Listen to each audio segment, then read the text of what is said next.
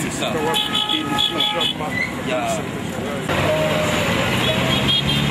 Voilà, petit camion parlementaire pour la dernière ligne.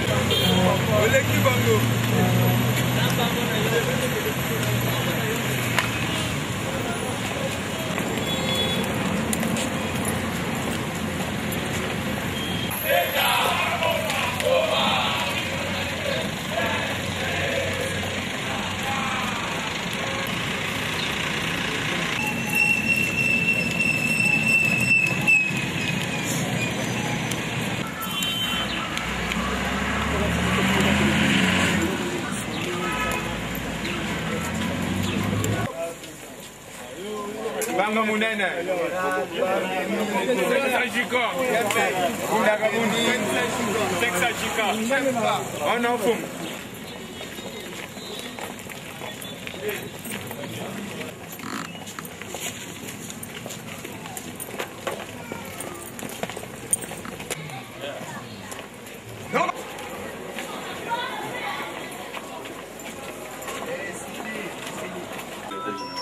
Oui, madame, d'abord, on va vous appeler.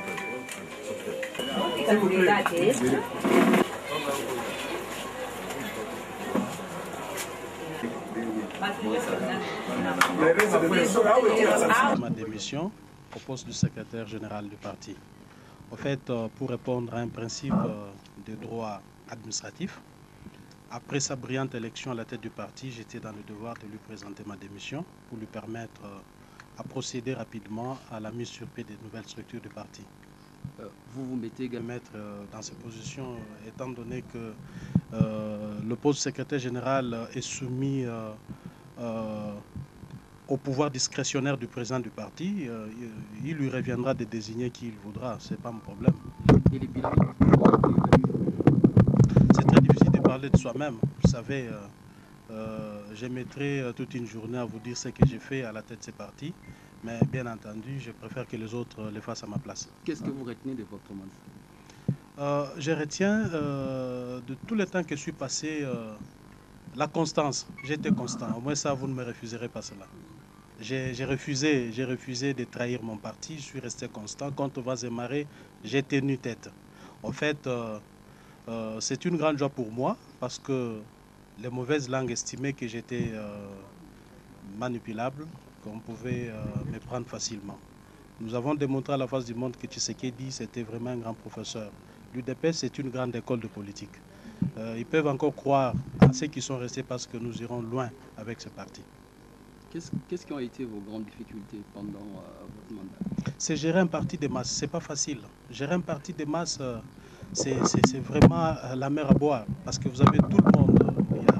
Il y a des contestations à tout moment, il y a des ambitions qu'il faut gérer. C'est un parti où il y a des millions d'adhérents, il y a des émotions, des sentiments. Il faut gérer tout ça, ça n'a pas été facile. Une année que je peux traduire en 10 ans. Dans quel état vous laissez le parti?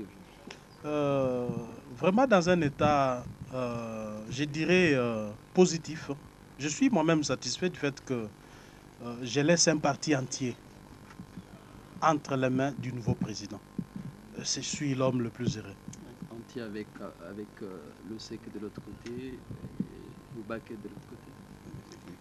Ben, attendez, vous allez dire que ces gens ne pouvaient pas exister parce qu'ils ont existé du vivant même du président. Vous citez l'OSEC parce que c'est de lui qu'il faut parler ici. Mais il a quitté le parti du vivant du président.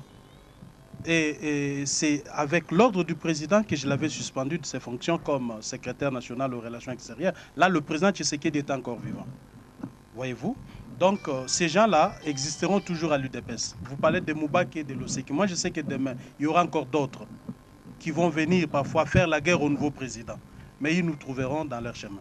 Mais que deviendra Jean-Marc Aboud après cette démission? Ne sentez-vous pas gêné en cas où vous n'êtes pas retenu comme secrétaire général par la nomination? Je n'ai pas été secrétaire général. J'étais président fédéral. J'ai assumé mes fonctions pendant 8 ans comme président fédéral. Et pour le reste, je suis avant tout combattant de l'UDPS. Je reste à la disposition de mon parti et du nouveau chef. Donc, ce n'est pas le poste qui m'intéresse En fait, moi, je vois plutôt le parti. Vous voyez, je suis allé au Congrès, j'étais candidat. J'étais candidat au poste de président de parti? Non. Non. C'est pour vous dire que moi, ce n'est pas le poste qui m'intéresse, c'est plutôt le parti. Et si Félix... À sa discrétion, s'il le faisait, bon, il m'aurait reconduit, donc il aurait jeté son dévolu sur moi.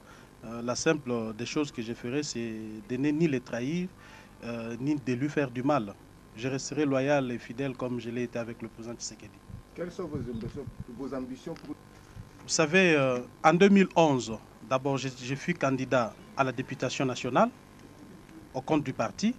En 2015, j'ai encore postulé comme candidat député provincial. Donc, les ambitions sont toujours là. Et le moment venu, nous les exprimerons.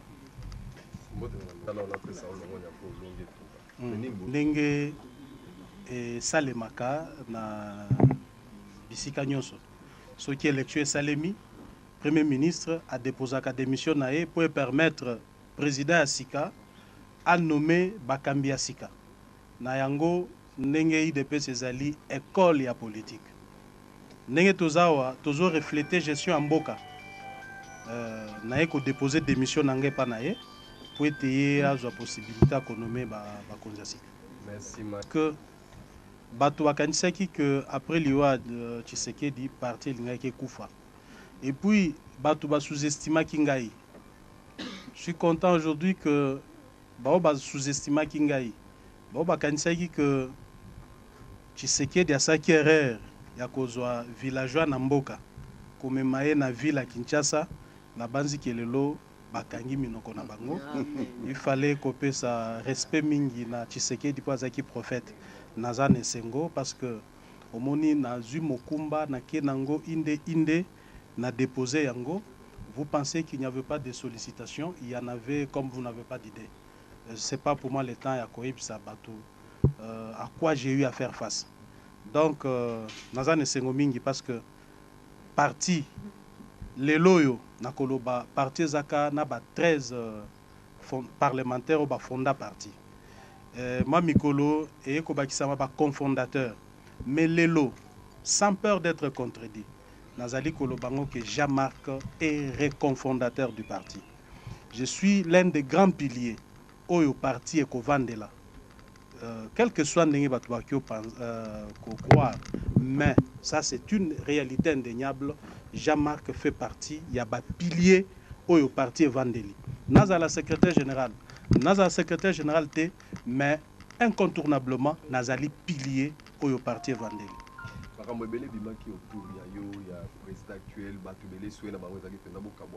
Mais est-ce que vous continuez toujours à se surpasser dans l'union sur la décision? Mais déjà, je m'étais surpassé quand j'étais chef. Na mis surpassé qui, vous voyez que tout a été mis en œuvre pour nous diviser biso. Moni ba grand esprit, hein, ba tout minene, ba monaka makambo songi songité. Bazako dessus, il y a ba raconteur, ba songi, parce que là, ezali domaine, il y a ba médiocre, na ba aigri. Ba ba lobaka makambo ko tout ça batumitu, ko loba o ya lobaki o ya lobaki. Mais moi je pense que expérience autoza nango, jamais moi et le président Félix, on aura des problèmes. On les aura pourquoi? Parce que étape au tokai qu'on a problème tozu yangote.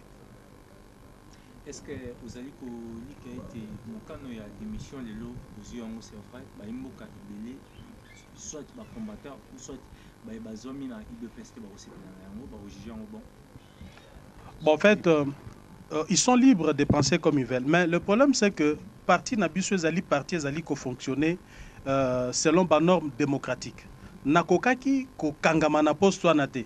Parce que ceux qui n'ont pas poste a bloqué le nouveau président pour procéder dans la nomination à secrétaire général à SIC. Donc, moi, je vois l'intérêt du parti.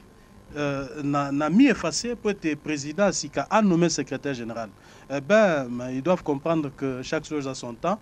On est là, on continue à servir le parti, qui ne s'affole pas outre mesure. Hein. C'est ça le droit aussi. C'est ça la démocratie aussi. C'est une question de les abouiller. En fait, Yaliboso, c'est d'abord amour ngazaki nango pona parti. Onazaka nango ti lelo. Et respect muneno nazaki nango vis-à-vis ya président Tshisekedi. l'air anomaki ngai na ibisaka iloba moko ezaki na segi bango pe pardon. Donc na cause la secrétaire générale à bato nyonso. D'ailleurs comme je l'ai été toujours. Omoni na kokio bisabino que une année on a lekisi. Je peux pas vous raconter ce que j'ai vécu. Des humiliations, des injures, des diffamations, des imputations dommageables. Batouana bazai kolo bilokwana. Na pesa ka bango mbote. Parfois je les associe na benga ka bango boya. Donc je ne peux pas être là pour ressasser erreur ya batou parce que là on ne travaillera pas. Mais en même temps aussi ceux qui moutou azali disposés donc azali na prédisposition de cœur et d'esprit pour na ko cheminer ensemble te, là on l'ignore carrément. On l'ignore, ezali ngaïté, mais parce que volonté na biso a to conquérir pouvoir. Ezali munene to koti kala wa to banda komi s'occuper na ba émotion, na ba sentiment, ba individualité. Nous on va avancer. Merci monsieur le secrétaire général. Nous sommes arrivés à la fin de cette intervention.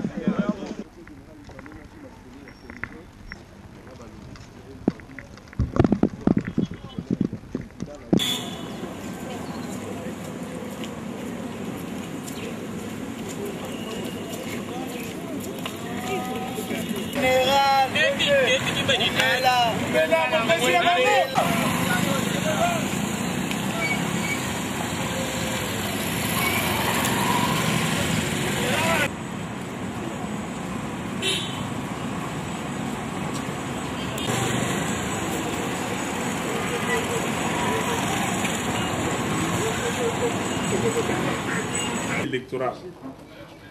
Mokanda oyo bato oyo bakovote bakomami esalami na seni. Mokolo ya le 6 avril oti koleka. Seni apesaki biso mokanda wana. Biso toyebisi bandeko ya Congo boye. Banda makambo yo ya opération ya renouvellement ya fichier électoral et banda tolandelaka makambo wana po totala makambo ina za koleka et puis to publier yango pour peuple population ayeba eloko nini eza koleka. Tolobi ke oyo seni auti ko bimisa mokolo ya motoba oyo auti koleka ezali na français ba yango faux. Ezali mokanda ya lokuta. Bato yo bakomami wana soki otali ndenge population na biso ezali ko bakisama ezali ndenge moko te lolenge moko te na bango ondenge balobi tolobi boye ya liboso soki otali pona mbula zomi institut na biso national ya statistique elobi que croissance ya taux ya population ezali 3,3% chaque année. Mais tomoni awa d'après ba chiffre ya Seni elingi elobi boye que non taux ya accroissement ya population d'après chiffre ya enrôlement ezali ya 57%. Différence il y a 23%. Ce qui au côté sikoyo na modindo ya likambo otali province na province okomona ba province mususu lokola Sankuru 180% d'augmentation, au Katanga 88%, Lualaba 85%, Lomami 82%, mais ceux qui au Tali, Congo central, au Komona 33% seulement. Donc, il y a quelque chose qui ne va pas. Bato yo basala ka makambo ya ba élection en Afrique. Balobi boye en moyenne en Afrique soko za na population bazali 100 ba enrôlé basala ka 44. Donc 44% de la population. Mais soko tali oyo Seni et Pesibiso. Et Pesibiso 33% na Congo central, le taux le plus faible, 61% na province Moussousou. Moyenne, et puis si moyenne, il y a 45%. Ce que tu as moyenne, on va dire, ah non, c'est juste. Mais au continent Kati, au Komona Ndenge Bakaboli, province na province. Bisoto lobby, Ndenge Nini Kinshasa, motoza na population est belée. Bato baza ko vanda et pas inyo bas bakangami kangami. Babengi yango na français densité. 1200 personnes baza ko vivre na kilomètre carré. Kinshasa est enrôlé seulement 37% de sa population. Congo central, 33% de sa population. Ce n'est pas normal. Or, Congo central est allé 4e na niveau il y a densité. Yango wana tolobi que ezali basali lokola ndaku batongi eloko moko na ndenge bango balingi bazu chiffre babambi mais c'est une fraude. Fraude oyo tolobi ekobimisa makambo parce que nombre ya enrôlé wana yango nde mutu ekopesa nzela pona balobake batu oyo bako zala voter dans chaque province, dans chaque circonscription, et que Wuta wana. Donc, Assemblée nationale, et que Wuta, et que Bima, na ba enrôlé wana. Donc, c'est quoi, ba biaisé. La population, Sokotali, Sankourou, 1 200 000 aujourd'hui. Ça veut dire, or, on avait prévu Sankourou, 880 000. Il y a plus de 400 000. 400 000 divisé par le taux, il y a le quotient, ça veut dire 400 divisé par 80, vous avez 5, c'est ça? Donc il y a 5 députés de plus, Bakena Sankourou, sans que Toyeba Tina. En 2011, Tomonaki était Bapesibiso 31 60 000 électeurs. Mais Sima, Moto a justifié le chiffre Wanate. La cartographie, l'enquête, Moto, mon côté, a justifié qu'il chiffre à 31 millions. Or, Assemblée, il y a 2011, et c'est là qui répartit par province en fonction des chiffres.